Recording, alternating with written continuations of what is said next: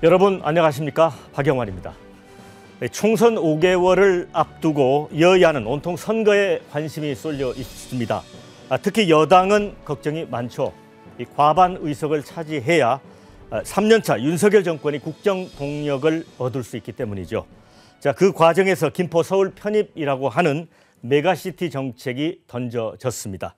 총선용 아니냐, 지역 균형 발전에 역행하는 거다, 이런 우려도 나오고 있죠. 자, 오늘 민방특별대담에서는 중앙과 지방을 넘나들면서 정치적 존재감을 과시하고 있는 홍준표 대구시장 만납니다. 자, 시장님 반갑습니다. 네.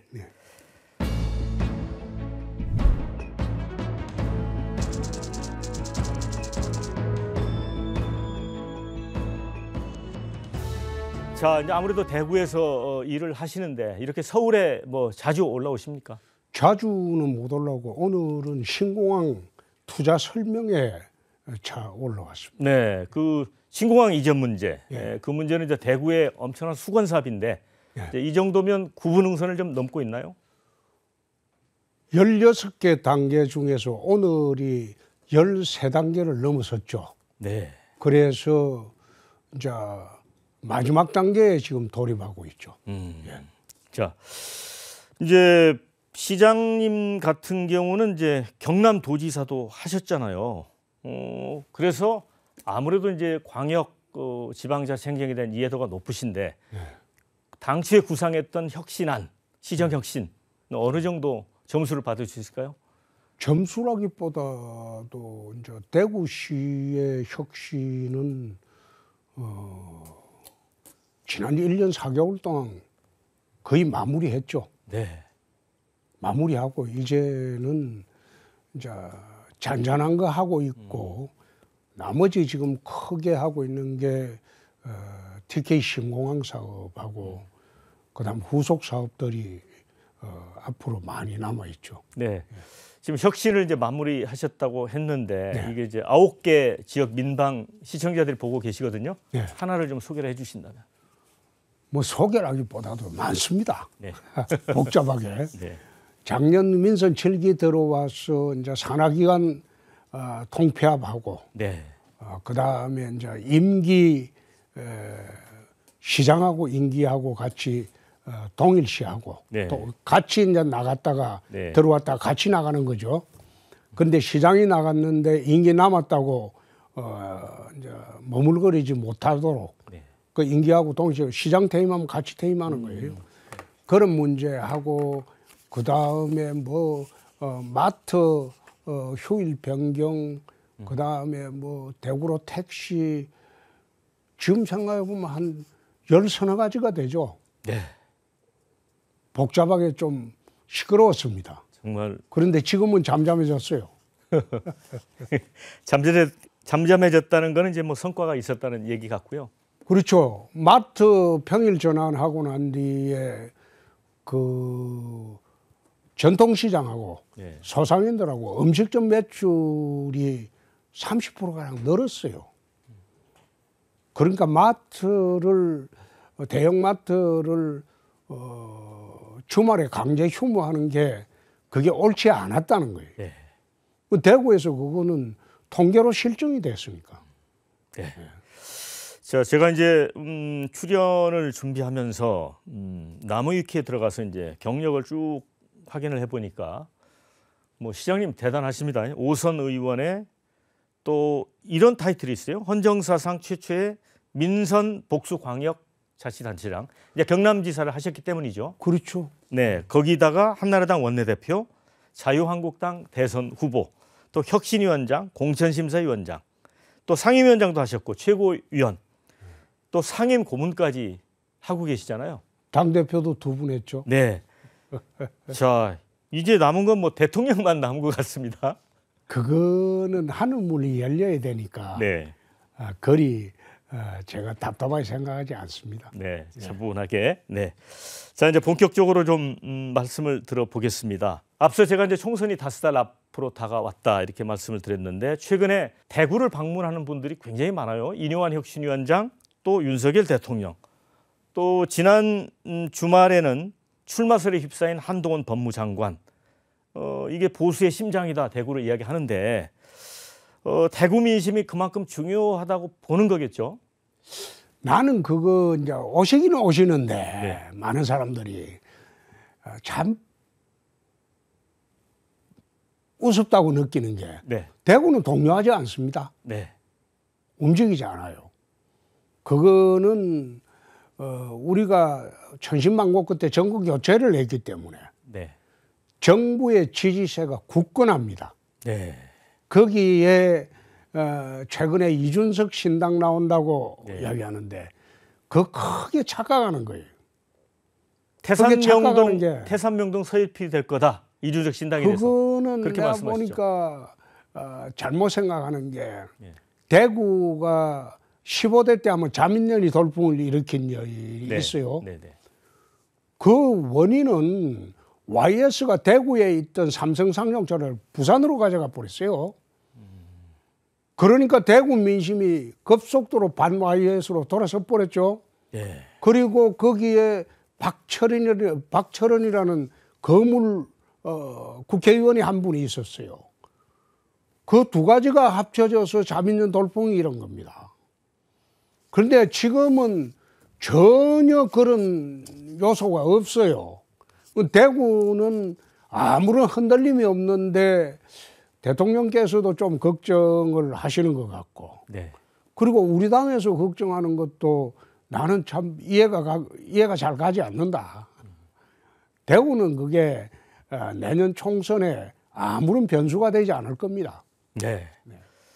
그 지난주 한동훈 법무장관 갔을 때는 뭐 3시간 동안 무슨 팬 사인 공세를 받은 것 같은 분위기가 연출이 됐는데 그거 어떻게 보세요?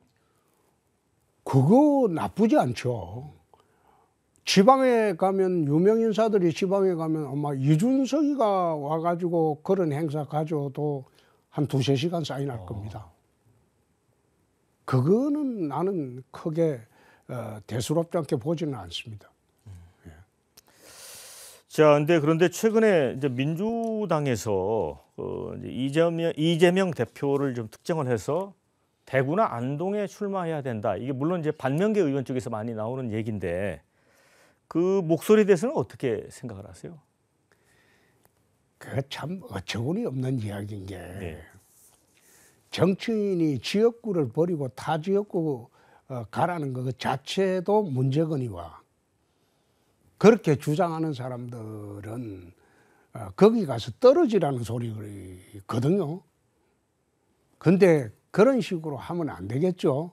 정치인들이 그 지역에서 다선을 했으면 컷오프를 하는 방안을 합리적으로 생각을 해야지. 거기에 있는 사람을 빼가지고 딴 데 출마해라? 그거는 맞지 않죠. 그건 내가 지난번에 한번 그런 예를 들은 일이 있어요. 콜로라도주 국회의원을 네. 워싱턴 DC 갖다 놓으면 네. 그게 선거가 되겠냐? 그건 선거 안 되는 거예요. 그렇게 하지 말고 적당하게 컷오프 기준을 마련해가지고 합리적으로 컷오프를 시키는 게 맞겠죠. 근데 이준석 대표와 관련해서는 물론 이제 신당을 만들 거라는 그런 전망이 우세하긴 하지만 아직까지 이 국민의힘에 잔류하면서 서울에 나오면 원래 자기 지역구로 나가면 안 되니까 대구에 출마하려고 하는 게 아니냐 그런 속내가 있는 게 아니냐 이렇게 이야기하는 사람도 있거든요. 대구 오면 서울보다 더 어렵습니다.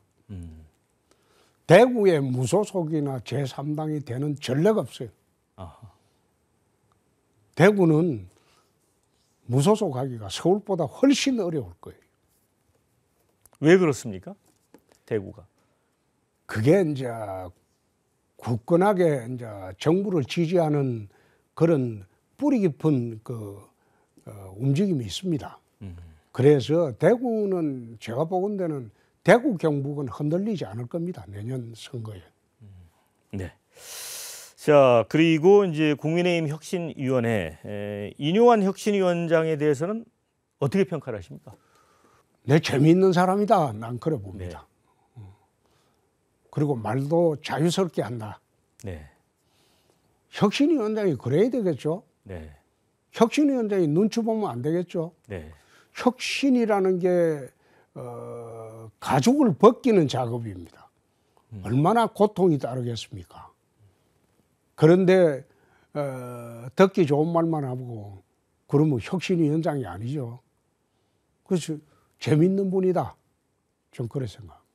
지난번에 이제 시장실에서 만나셨잖아요. 네. 그때 좀 인상 깊었던 그 대목은 없나요? 뭐 대목이라기보다도 재밌게 이야기를 했죠. 재밌다. 그렇습니다. 자, 그런데 이제 혁신안 중에서 이제 영남 중진 의원들, 그 다음에 이른바 윤핵관 이런 의원들에 대해서 이제 자기 희생을 해라, 결단해라 이렇게 주장을 하고 있잖아요. 이 주장은 타당성이 있다고 보십니까? 민주적이지 않죠. 당을 위해서 불출마해달라. 뭐 그거는 그럴 수가 있겠죠. 그러나 지역구를 옮기라. 그거는 민주적이지 않죠.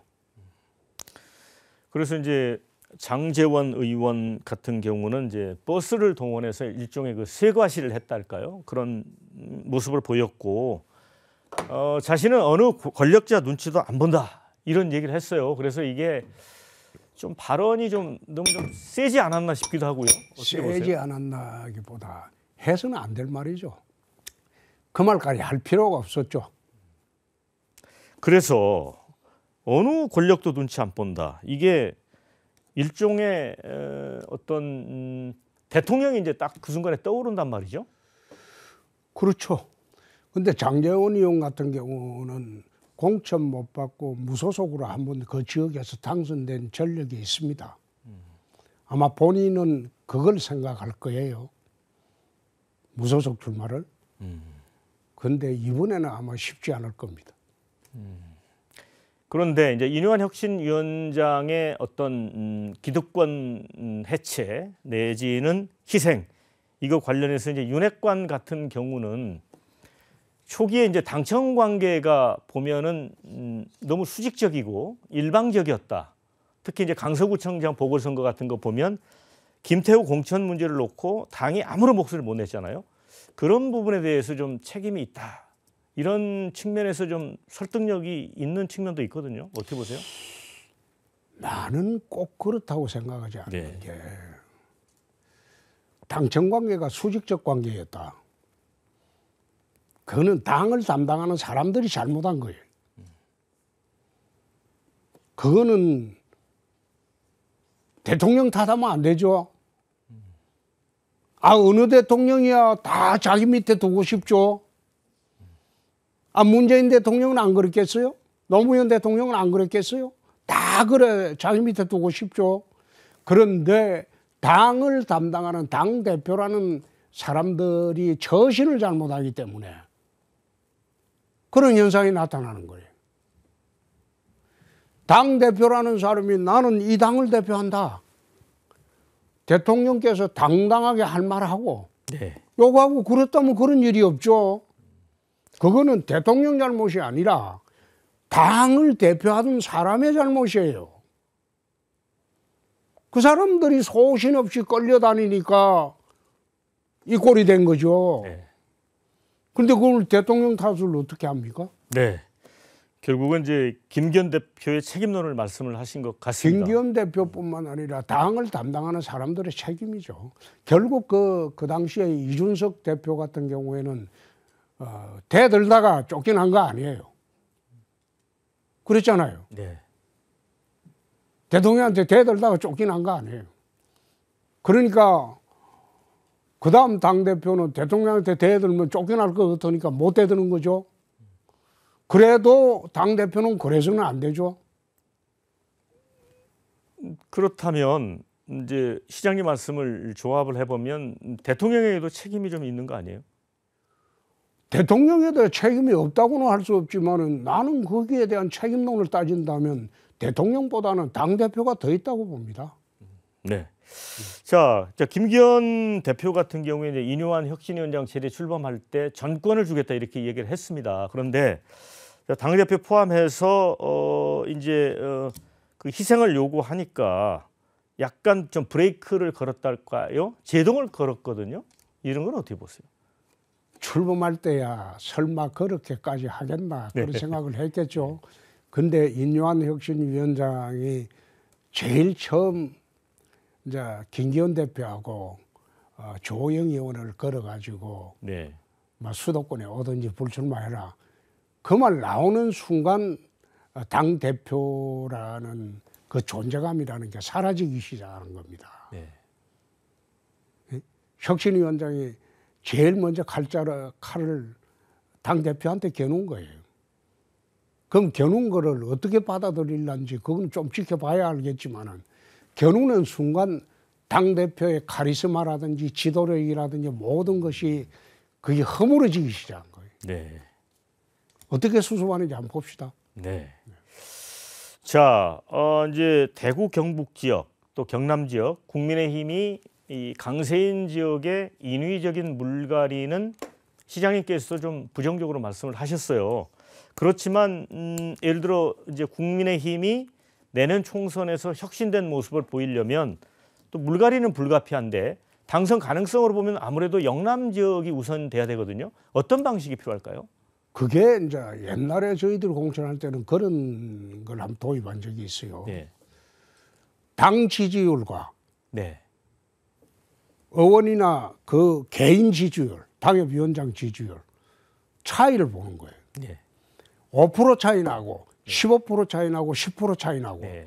한 3단계로 둬가지고 영남이나 뭐 강남 서초, 강남 송파 그 다음에 뭐 용산 정도까지는 그것은 5% 차이 이상 나면 이 사람은 무조건 컷오프해야 돼요.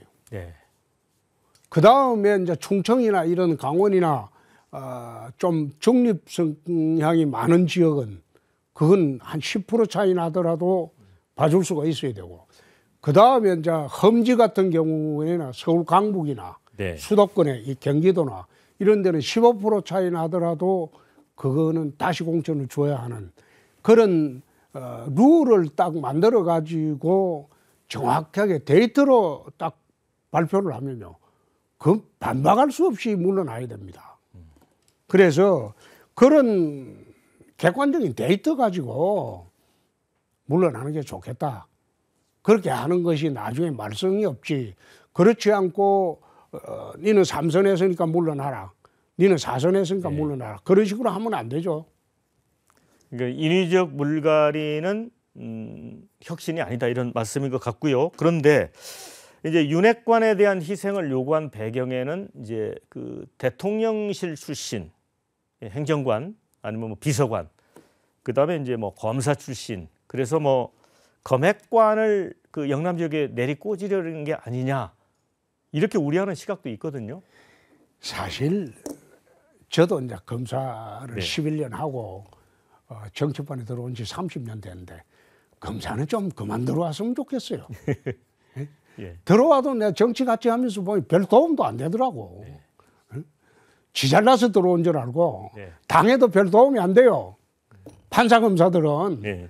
법조인들이 별 도움이 되는 걸 못 봤어요. 법조인들이 또 법사위 가라 하면 죽으라고 안 가요. 네. 그래서 내년에 아마 검사 출신들은 들어오기 어려울 겁니다. 특히.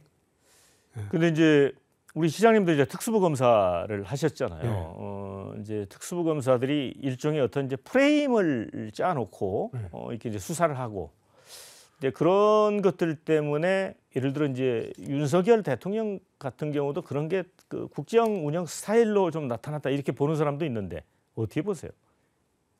원래 특수부는 타켓을 정해놓고 네. 프레임 짜서 네. 수사하는 겁니다. 그게 국정 운영에 도움이 됩니까?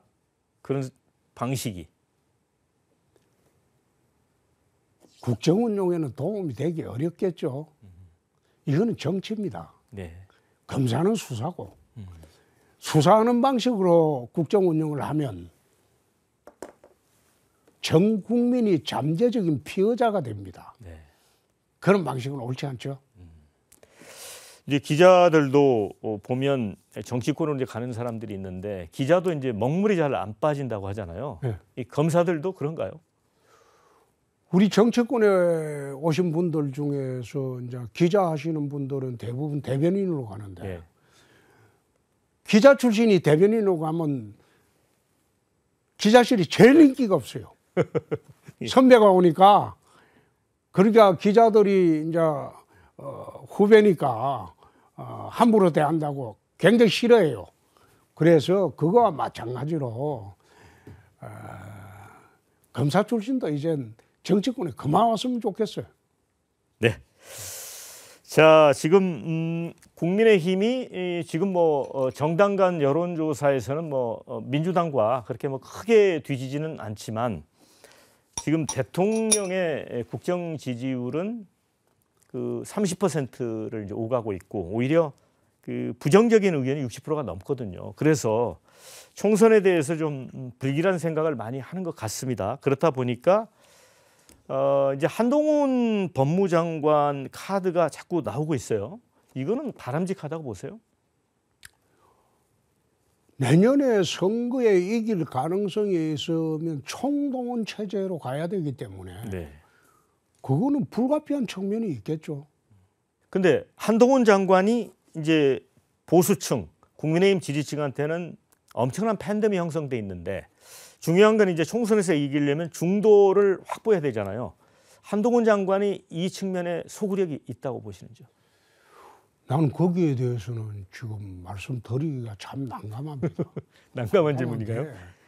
그게 이제 우리 당이 상당히 이제 숨겨둔 카드라고 생각하는데 네. 그 카드에 대해서 내가 평가하는 게 적절치 않을 것 같습니다. 그러면 이게 한동훈 카드가 국민의힘이 투표약이 될 건가 아닌가는 판단을 유보하시는 겁니까? 그렇습니다. 자, 그런데 이제 이준석 전 대표가 한동훈 비대위원장 카드를 꺼내고 상당히 높이 평가하는 듯한 얘기를 하거든요. 이게 어떤 속내일까요? 자기가 비대위원장 하고 싶겠죠. 아하. 그러니까 한동훈의 카드 꺼내가지고 어떤 식으로든 비대위원장 체제를 만들려고 하는 그런 술책이겠지. 그러니까 이준석 대표 그 영악한 사람입니다. 일종의 한동훈 카드를 쏘시개, 불쏘시개 같은 걸로 활용한다는 그렇습니다. 말씀이시잖아요. 네. 네. 지금 국민들이 전폭적인 지지 못 받는 이유 중에 하나가 검사 정권이라고 우리가 이제 네. 매도를 지금 1년 반 이상 당해버렸잖아요. 그렇죠. 그런데 다시 한동훈 카드 꺼내가지고 비대위원장으로 현상 돌파를 하겠다? 그게 가능한 이야기인지 그건 이준석 대표가 더 잘할 겁니다. 근데 이제 실제로는 한동훈 장관은 아마 출마 정도로 생각하는 것 같고 국민의힘 내부에서는 비대위 체제로 가면 지금 건교부 장관을 하고 있는 원희룡 장관이 가지 않겠느냐는 얘기가 있거든요. 저는 거기에 대해서는 그 대구에 있기 때문에 전혀 중앙 소식은 모릅니다. 자, 다시 이렇게 한번 여쭤보겠습니다. 한동훈 장관이 이제 차출돼서 정치권에 들어가는 거하고 현재 이제 민주당 이재명 대표에 대한 사법적인 문제 한 장관이 마무리해야 된다라는 의견도 있는 것 같습니다. 정치권 가는 게 바람직합니까? 그건 본인 선택에 달렸겠지만은 이재명 대표 사법적인 문제는 이제는 불구속되면서 법원으로 넘어갔잖아요. 이제는 검찰 소관은 아니죠. 법원으로 넘어갔으면 법원 소관이죠. 그런데 한 장관이 법무부 장관 하면서 더 이상 할 일이 있을까요? 이재명 수사에는 이미 사실상 끝나버린 것 같은데 더 할 일이 없잖아요. 법원에서 할 일만 남았고. 근데 그게 마무리는 법원에서 하는데 한 장관이 굳이 법무부 장관으로 남아서 할 일이 없겠죠. 역대 이제 보수 정당 가운데 공천 혁신이랄까요? 이게 가장 잘 됐다고 하는 게 유해창 그 총재 체제의 신한국당인가요? 그렇죠. 그게 잘 됐습니까? 그렇죠. 그때도 그랬고 17대 때 한나라당 때 그때 김문수 의원하고 제가 이제 공천 주도를 했는데 37명이 정계 은퇴했죠. 그거는 우리가 강제로 은퇴시킨 게 아니고 공천 과정에서 선배들하고 이제 설득도 하고 그래서 그 당시에 현역 37명이 스스로 물러났죠. 그때 공천혁명이 또 한 번 있었어요. 어떻게 보세요? 지금 이뇨한 혁신위원장이 이제 여러 가지 뭐 쇄신안을 내고 있지만 국민의힘이 내년 총선에서 그 목표했던 의석을 얻으려면 어떤 방식의 공천이 이루어져야 될까요? 저는 사실 지난번에 한번 말씀을 공개적으로 드린 일도 있는데 내년 총선 이후에 달라진 정치 판도를 보고 새로 시작하면 되니까 지금의 정치 판도에 대해서는 크게 관심을 갖지 않습니다. 지금 뭐 보면 야당은 야당대로 조국 신당설이 나오고 여당은 뭐 이준석 신당설이 나오고 거기다가 윤핵관 빠져라 한쪽에서는 뭐 친명은 뭐 어떻게 하라 온갖 여야가 지금 시끄러운데 거기에 나는 관심도 별로 없고 내년에 이제 정치판이 재편이 되고 나면 그때 다시 시작하면 되니까 네. 그때까지는 별 관심을 두려고 생각하지 않습니다. 네. 자, 그리고 이제 오선 의원을 지내셨으니까 아까 검사 출신들 너무 많다 국회의원 이런 말씀 하셨어요. 어떤 사람들이 국회에 좀 진입하면 좋겠습니까? 내가 정치 한 30년 해봤는데 네. 좀 올바른 사람이 들어왔으면 좋겠어요. 올바른 사람. 구체적으로 좀 말씀을 하신다면. 뭐 구체적으로 알고 정치판에 내가 한 30년 해봤는데 제대로 된 사람이 많지 않더라고. 생각이 좀 올바른 사람들이 정치했으면 좋겠어요. 네. 자, 그리고 이제 국민의힘이 이제 서진 정책을 펴고 있지 않습니까? 그런 가운데 이제 윤 대통령도 얘기했고 5.18 정신 헌법 전문 수록 당내에서 이제 공감이 확산되고 있는데 시장님께서는 이거 어떻게 보세요? 그거는 지금 논할 문제는 아니죠. 헌법 개정 때 논하면 될 이야기죠. 그런데 헌법 개정을 언제 할지도 모르는 바인데 그걸 지금 이야기하는 거는 좀 성급하다는 생각입니다. 전문 수록에 대해서는 찬성을 하시는 입장이에요? 찬반 여부를 지금 말하기는 어렵죠. 자, 이제 정치 얘기는 여기서 접고요. 자, 메가시티 논의를 좀 해보도록 하겠습니다. 그 여당이 이제 정책 이슈를 이제 주도하는 과정에서 아무래도 이제 내년 총선을 좀 의식한 것 같습니다. 김포하고 서울 인근 지역, 서울에 편입하는 대수도론을 이제 제기를 했습니다. 자, 이 부분은 어떻게 보세요? 우선 첫째 이게 내년 3월쯤 제기가 됐으면 선거에 영향이 좀 있었을 것이다. 네. 근데 지금 느닷없이 제기된 거는 이런 감이 있다. 그리고 지금은 지방자치 시대이기 때문에 행정구역을 개편하는 데는 복잡한 절차가 필요합니다. 경기도에서 과연 승인을 하겠는가? 경기도지사가 동의를 하겠는가? 지 땅이 뺏기는데. 네.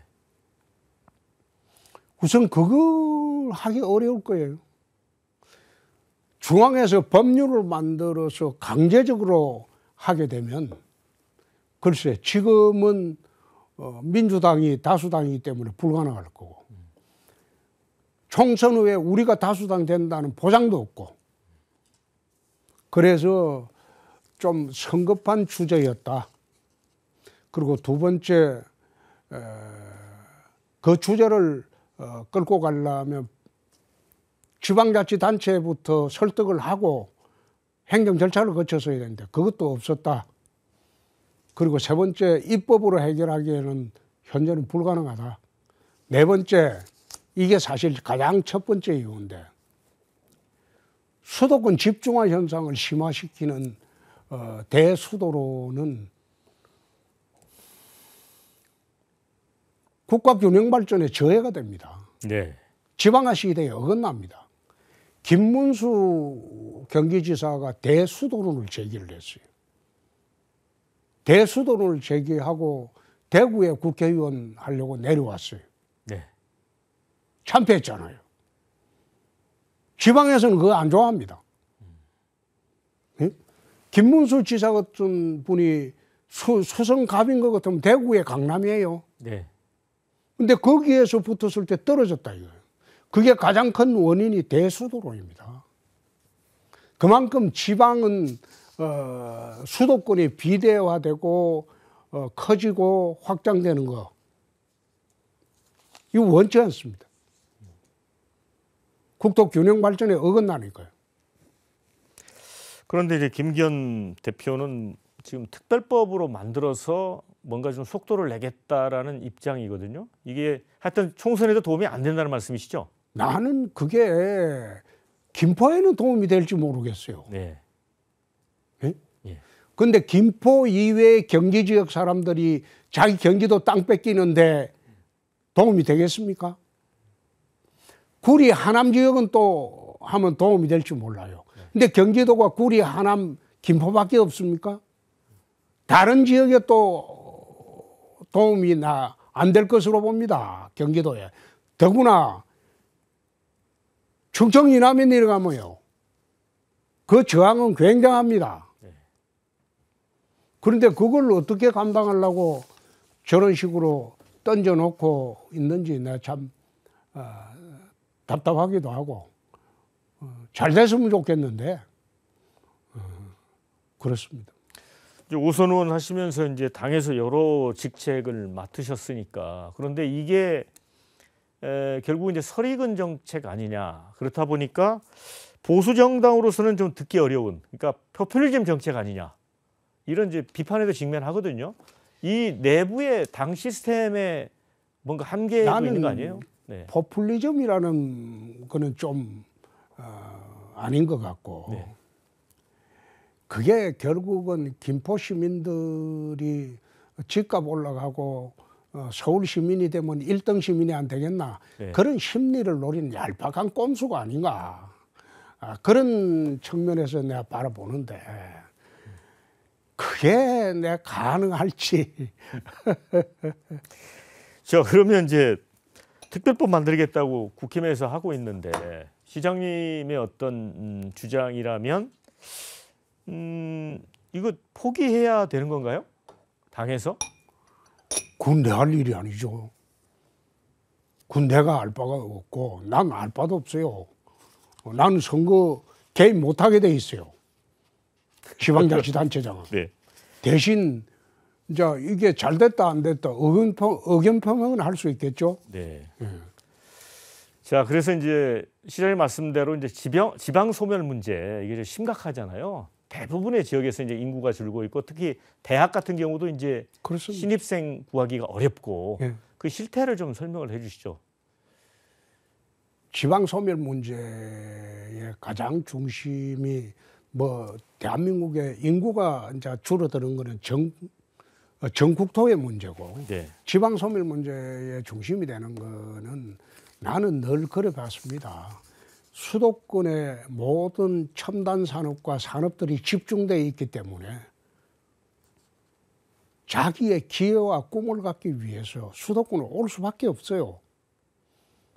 그런데 지방에서도 자기가 기회나 꿈을 가질 수 있게 만들어주면 지방으로 가지 마라 해도 갈 수밖에 없겠죠. 네. 그래서 나는 국토균형발전이라고 노무현 대통령 이래로 지난 20년 이상 계속 주장해 왔지만 이게 잘 안 되는 게 이제 수도권의 산업 집중입니다.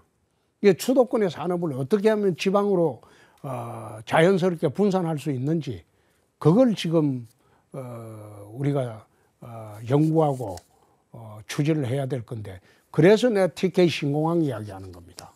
이제 대한민국 수출 물량의 36%가 항공화물로 나갑니다. 네. 그런데 그 항공화물로 나가는 수출 물량의 98.2%가 인천공항으로 나가요. 네. 그러니까 첨단 산업들은 수도권 이남으로 못 내려오는 거죠. 네. 그래서 TK 신공항 만들어 가지고 항공 물동량도 분산을 하고, 근데 호남 같으면 저쪽에 뭡니까 무한 신공항을 좀 키워 가지고 네. 그렇게 거점공항으로 키워 가지고 전국으로 항공 물동량을 분산을 하고 거기에 첨단 기업들이 분산이 될 때 나라 전체가 균형 발전하게 되는 거죠. 네. 그런 정책을 써줘야지. 그렇지 않고 느닷없이 20년간 해오던 수도권 집중 뭐 금지 정책을 갑자기 풀겠다? 네. 그거는 맞지 않죠. 네. 자, 이제 말씀을 해 주셨는데 이제 지역 균형 발전이 이루어지려면 지역 도시 간의 어떤 연결을 해주는 이제 고속철도라든가 그렇죠. 그 광역 교통망이 필요하잖아요. 그렇죠. 그래서 지금 서대구역과 광주 송정역을 잇는 달빛 고속철도 건설을 위한 특별법 예. 이게 국회에 발의돼 있어요. 예. 이게 양쪽 다 지금 수건 사업이잖아요. 그렇습니다. 네. 그런데 이제 그걸 이제 일부 그 보수 언론에서는 사전 타당성 조사해 보면 그건 경제성 없다. 사실 수도권 이남에 네. 국책 사업의 그 뭡니까 예타를 조사를 해보면 경제성 있는데 한 군데도 없어요. 그렇죠. 네. 한 군데도 없어요. 그런데 이제 정책적으로 예타를 갖다가 면제하거나 하는 경우가 많습니다. 네. 지금 그 김천에서 거제 가는 남부 철도도 예타 면제를 했잖아요. 네. 그 예타 면제를 했는데 그 예타 면제를 법률로 한 것도 아니고 그건 정부 정책으로 해버렸어요. 네. 마찬가지로 달빛고속철도도 영호남을 연결하는 철도인데 거기에 꼭 경제적인 측면만 조사를 하는 게 아니고 영원한 갈등 해소라는 갈등 해소 비용도 따져보면 충분히 경제성이 나옵니다. 네. 자, 이 부분과 관련해서는 이제 얼마 전에 홍익표 민주당 원내대표가 시장님을 찾아뵀죠. 거기서 저도 그렇죠. 면담하는 거 봤는데 예. 민주당이 또 적극 밀고 있으니까 예. 잘 되지 않을까요? 뭐 우리 당에서도 당론으로 돼 있고 민주당의 당론으로 돼 있죠. 이번 국회에 이제 양당이 다 통과시키겠다고 했으니까 저는 기다리는 겁니다. 자, 이번에는 이제 TK 신공항 관련해서 좀 질문을 드리겠습니다. 이게 이제 굉장히 지역에서는 선호도가 높은 사업이잖아요. 지금 그렇죠. 어느 정도로 진척이 되고 있습니까? 그게 우리 이제 미래 100년을 담보하는 사업이라고 보죠. 네. 지금 TK 신공항이 이제 하나 정말 국가적으로 중요한 거는 지금 인천공항밖에 하늘길이 없어요. 네. 다른 데는 세계로 가는 공항이 없습니다. 네. 인천밖에. 네. 네. 다른 데는 전부 동남아나 근거리 가는 공항밖에 없고 제대로 된 공항은 인천공항밖에 없는데 지난번에 인천공항에 드론 하나 떴을 때 48분간 그 이착륙이 금지됐어요. 인천공항은 저게 그 장사정포 거리 내에 있습니다. 네. 유사시에 저거는 30분만 하면 대한민국 하늘길이 막힙니다.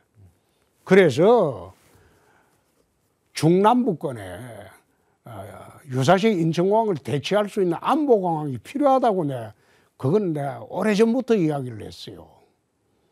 그래서 거기에 인천공항에 화물이 2%나 집중된 이 화물을 지방으로 좀 분산시키자. 충청도 화물, 그 다음에 전라도 화물, 그 다음에 대구 경북 화물 이 화물은 티켓 신공항을 통해서 세계로 나가자. 그렇게 하게 되면 충분히 국가 균형 발전이 되죠. 남북권의 거대 경제권이 새로 생기게 되고. 자, 이제 군공항 후적지라는 게 이제 이전하고 남은 땅을 그렇죠, 말하는 거잖아요. 그렇죠. 거기, 대구시 예, 동촌에 있죠. 네, 케이크. 그 땅을 두바이 방식으로 개발한다. 이제 두바이 그러면 사막 지역에 관광지를 만들었단 말이죠. 그런 방식이면 어떤 식으로 간다는 거죠? 규제 프리 지역으로 프리 존으로 만들어 보겠다. 네, 네. 일부 특법에도 나와 있습니다. 근데 거기에 이제 규제는 거의 없는 지역으로 만들어서 산업시설, 관광시설, 그 다음에 비즈니스 빌딩 이걸 대거 유치를 해보자는 거죠. 규제 프리존을 만들었어. 그러면 그게 이 대구 경북 지역의 어떤 그 사람들을 대상으로 한 게 아니라 거의 대한민국을 대상으로 하는 거죠. 대한민국을. 두바이 한번 직접 다녀오셨죠? 2번 갔다 왔어요. 거기서 좀 인상 깊었던 거는 어떤 대목이었습니까? 사실 두바이라는 지역이 우리가 아랍에미레이트를 생각을 하면 석유 돈으로, 석유 자본으로 만들었을 것이다. 네. 그렇게 생각하죠. 근데 천만의 말씀인 게 석유는 전부 아부다비에 있어요. 네. 97%가 아부다비에 있어요. 두바이는 석유가 3%밖에 안 나요. 석유 자본이 없어요. 네.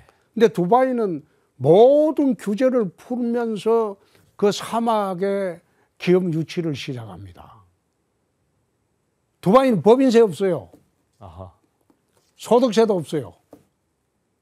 그러니까 세계 어느 나라 기업들이 들어와도 자연스럽게 돈 벌어갈 수가 있어요. 그래가지고 그 사막의 어촌 마을에 조그마한 인구 5만도 안 되는 어촌 마을이 지금 350만 인구가 돼 있죠. 세계 최고의 도시가 됐잖아요. 마찬가지로 규제를 없앤다는 게 그만큼 중요한 겁니다. 두바이에 저는 못 가봤는데 그 실내 스키장이 있다는 얘기도 들었거든요. 스키장이 있습니다. 그러니까 그런 발상으로 지금 후적지를 개발하겠다. 그렇습니다. 이게 두바이 같은 열대 지방에 그게 몰에 가면 쇼핑몰에 가면 실내 스키장이 있어요. 그 어떤 발상의 전환이잖아요. 그렇죠. 더운 나라에. 예. 전혀 그건 생각지도 못하는 거죠. 이번에 카타르에서 그 월드컵 유치하면서 네. 에어컨을 설치하잖아요. 네. 발상을 잘 못하는 거죠. 네. 자, 내년 시정 목표 대구시를 보니까 한반도 3대 도시로 위상을 회복하겠다. 대구가 이제 3대 도시가 되려면 어떤 게 가장 먼저 필요한가요? 원래 이 대구라는 도시가 네. 일제시대, 조선시대 일제시대까지는 서울, 평양, 대구였거든요. 그렇죠. 네. 부산은 그 포구에 불과했어요. 네. 그런데 해방 이후 되고 난 뒤에 이제 부산이 이제 커지기 시작해갖고 한반도에 이제 부산이 이제 우리 남한의 두 번째 도시가 되고 네. 세 번째 도시가 대구였는데 그게 인천에 뺏겼어요. 예. 인천이 더 커졌거든요. 그래서 한반도 3대 도시 위상을 회복하려면 우선 대구가 GRDP가 높아져야 됩니다. 지금 GRDP가 대구가 전국 꼴찌가 된 게 20년째예요. 네. 그래서 산업 구조도 개편하고 신공항 만들어서 신산업도 유치하고 지금 활발하게 하고 있습니다. 근데 이제 내년 이제 국가 예산도 이제 긴축 예산으로 운영이 되고 대구시 예산도 보니까 올해보다 이제 1,400억 원 정도가 줄어들었다고 해요. 좀 지자체 입장에서는 좀 이런 사업을 하기는 좀 어려움이 있겠어요. 꼭 그렇지만은 않은 게 우리가 미래 50년 사업은 전부 투자를 합니다. 네. 그리고 제가 민선시장 되고 난 뒤부터 예산을 짤 때 지방채를 발행하지 않습니다. 네. 아마 대구 민선 시장 생긴 이래 한 30년 만에 처음으로 지방채를 발행하지 않습니다. 올해도 마찬가지입니다. 그러니까 피드를 얻어서 예산을 짜지는 않는다고요. 지금 국가 예산을 짤 때도 국채를 발행하거든요. 매년 국채를 발행해요. 그리고 빚을 얻어서 예산을 짜는데 제가 시작이 되고 난 뒤 작년부터 지방채를 발행하지 않고 빚을 내지 않는 예산을 짭니다. 그래서 부득이하게 이거는 지방채 발행하지 않으니까 작년보다 예산 규모가 줄어들 수밖에 없죠. 그러나 미래 50년 사업하고 복지 사업을 축소한 것은 없습니다. 네. 네. 이제 시장님이 앞서 이제 초반에 말씀을 하셨는데 이 최초로 이제 대형마트 휴무일을 이제 평일로 전환했고 그래서 성과가 있다고 말씀을 하셨고 네. 그다음에 이제 전국 최초로 어르신 무임교통 통합 지원 정책 이런 이제 혁신 정책을 추진을 하셨는데 경남지사 할 때도 그러셨지만 이제 속도감 있게 일을 추진하다 보니까 좀 독선적이다 이런 비판도 많이 받으시죠? 그렇죠. 그냥 감수하시는 거죠? 그렇죠. 그거 민선 4년, 대통령 5년 이거 긴 세월 아닙니다. 이 눈치 저 눈치 보다가 어떻게 행정을 해요? 욕하는 사람은 욕하는 거죠. 그리고 욕하는 사람한테 가서 밤새도록 설득해봐요. 새벽 되면 욕을 더 하지. 그러니까 제대로 된 정책이라고 판단했으면 그냥 밀고 나가야죠.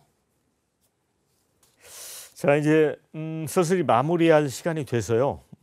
윤석열 정부에 대해서 조금 질문을 드리고 싶습니다. 이제 내년이면 이제 집권 3년차 접어듭니다.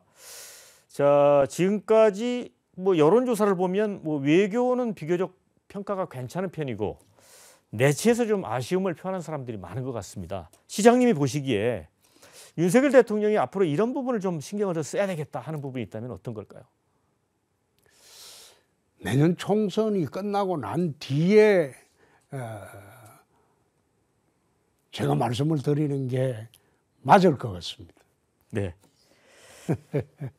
자, 그다음에 이제 제 아들도 지금 이제 군 생활을 하고 있는데 이제 21살이에요, 만. 근데 우리 홍준표 시장님 팬입니다. 네, 콩카콜라. 좀 젊은 층한테 인기가 있어요. 근데 제가 좀 물어봤더니 재밌다. 뭐 이런 얘기도 하더라고요. 왜 인기가 있다고 보세요? 젊은 층한테. 나는 그거 잘 모르죠. 정치를 좀 재밌게 하는 편이죠. 그리고 어떤 경우에도 하고 싶은 말을 마음속에 난 담아두질 않아요. 담아두면 그게 엉어리가 되고 네. 그 엉어리가 암이 됩니다. 그래서 나는 비교적 편하게 말하고 그리고 그렇게 말하다가 손해볼 때도 많고 그렇지만은 15대 출신 국회의원 중에서 지금까지 현역 활동하는 사람 많지 않습니다. 네. 편하게 삽니다. 뭐 우리 시장님은 계속해서 이렇게 도전하는 지금 삶을 살고 계시기 때문에 2026년 대권에도 여전히 꿈을 갖고 계시다는 생각이 들거든요. 그거는 아직 말씀드리기가 그렇네요. 예. 오늘 어쨌든 시장님이 다른 때보다는 굉장히 조심스럽게 말씀을 하셔서 이제 오늘 말씀을 하셨는데 좀 우리 시청자분들에게 마무리 말씀 좀 부탁을 드리겠습니다. 나라가 좀 조용해졌으면 좋겠습니다. 제가 2년 전에 대구로 내려가야 되겠다고 생각한 것은 2년 후 다음 총선에는 시끄러워질 것이다. 네. 여야가 모두. 그래서 그 시끄러운 전국을 피해서 나는 대구 내려와서 대구 재건에만 지금 열정을 쏟고 있습니다만은 나라가 좀 더 잘 됐으면 좋겠고 좀 조용히 서로 타협하고 시끄럽지 않았으면 좋겠습니다. 네. 자, 이제 어느 때보다도 좀 시간이 빨리 진행됐다는 느낌이 듭니다. 이 소신 있는 답변, 통찰력 있는 말씀 감사드리고요. 자, 여기서 이제 마무리 지어야 될 것 같고요. 저는 다음 이 시간에 찾아뵙도록 하겠습니다. 홍 시장님 수고하셨습니다. 고맙습니다. 수고하셨습니다.